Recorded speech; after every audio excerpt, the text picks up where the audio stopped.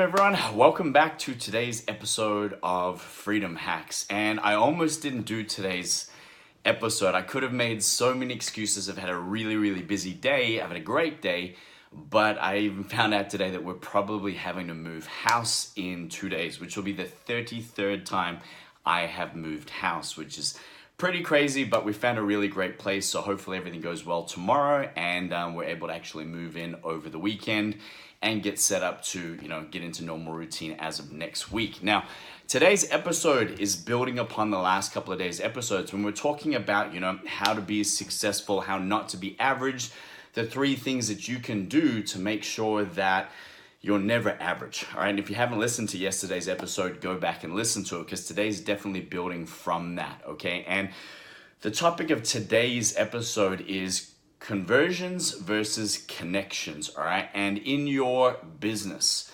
if your sole focus is on conversions, right? So that's customers are coming in, I'm trying to sell them something, or I'm getting inquiries and my aim is to sell them into something, right? Like they're a statistic in some ways in terms of I'm after increasing my conversions. I'm not saying that's a bad approach, but I want to plant some seeds in your mind today about a better approach because of the way things are changing, especially in the online industry, but in a lot of industries right now, that somebody isn't just a sales statistic, all right? And it's very easy to get caught up in the growth mindset where I'm always trying to grow, I'm always trying to get more people into my program, sell more products, get more people to take on my service. And it's very easy to get caught up in that whole more mindset. And I'm not saying that isn't okay, right? It's judgment free. What I want you to start thinking about is the connection just as important to me as the conversion. If I'm sitting in front of somebody in a sales consultation, I'm on a free call, or I'm going to visit a client to do a proposal of some sort, is my intention to build a strong connection with that person, to build a stronger relationship, to try and connect with them on common grounds so that moving forward, I know if they're the type of person that I want to be working with just as much as I want to be the type of person that they want to work with, because I went in there with the intention to create a connection first and a conversion second. And when I say things are changing at the moment, right now, you can buy anything you want whenever you want online, and most of the time you can get it in 1 or 2 day free shipping, okay?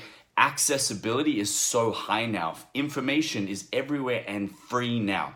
So why is somebody going to buy from you? Why are they going to choose to listen to you? Why are they going to choose to work with you if they've got access to so many different options right now at the click of their finger by pressing a couple of buttons on their mobile phone? What's the difference? Like, how are you going to stand out in the marketplace in whatever industry you're in? And the way that I explain it, I even put it in my book, is that we are now heading into what I call the connection economy, that it is more important for us now as buyers, okay, or as potential clients, to feel like I know, like, and trust you, to feel like in some ways I have a relationship with you. I have a certain connection to you, to your story, to your process, to your methodology that I can see myself doing, or I can connect with parts of your story that I've been through, or I can connect with your message because it resonates with me and where I'm at right now. And if you can set the intention to build as many connections as you can, as many strong relationships as you can, do what I mentioned yesterday by treating people the way that you want to be treated, right? To go into any sales presentation with connection in the forefront of your intention.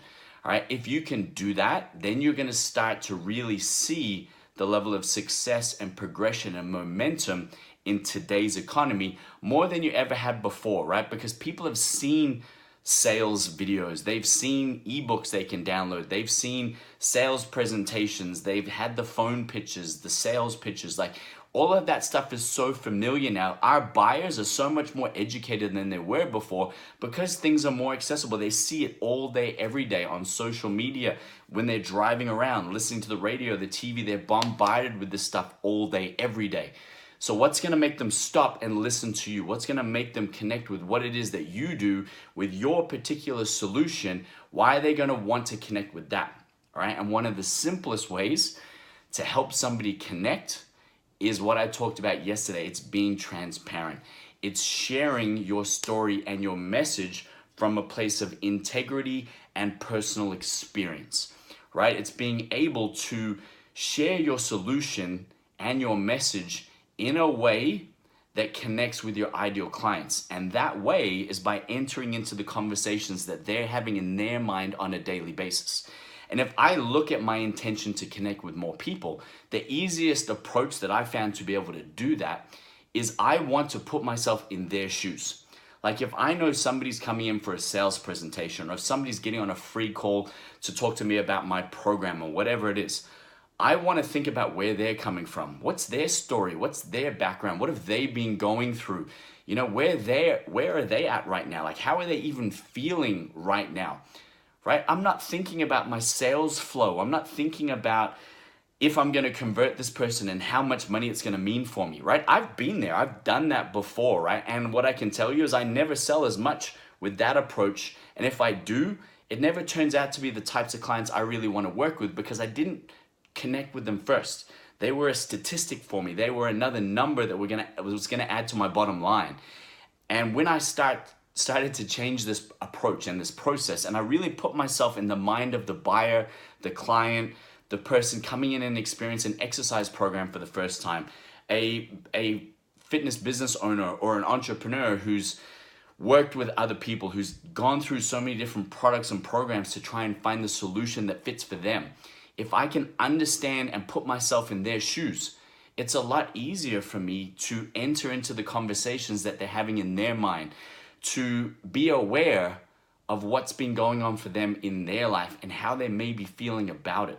And if I can talk to them on that level, if they can see that it's not just about empathy, but if they can see that I relate to where they're at, it doesn't mean that I accept where they're at, right? My standards might be slightly higher, which is my job. I need to help raise other people's standards. But if I can connect with them and show them that I understand where they are right now, how they're feeling, what they want, and if I can connect my solution to them at that level, right? So that they can believe it. They know that I'm somebody that has their back, right? Because I made the effort to connect with them.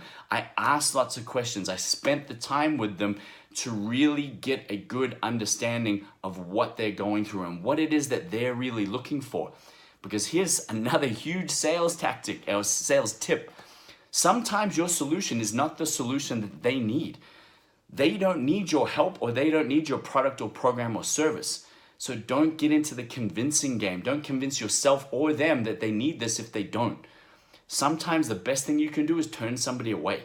Refer them to somebody else. Right? I've done it many times. Like, hey, do you know what? Our solution isn't the right solution for you. Go down the road, right? Or I'm not the right mentor for you to be working with right now. You're not ready, right? I'm going to push you and you're not ready for that right now. So go work with somebody else or go start here. Give them some tips that they can start with for free.